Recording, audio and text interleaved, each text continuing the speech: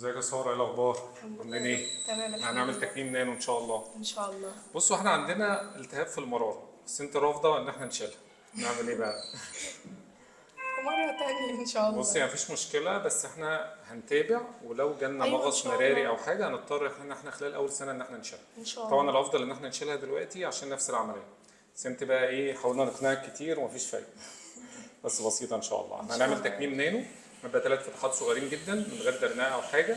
ممكن ان شاء الله بعد 8 ساعات كده من العمليه ان احنا نبدا نشرب ونروح على اخر اليوم ان شاء الله. ان شاء الله يا رب. والدك موصيين عليكي جامد بره وقلقان عليكي جدا.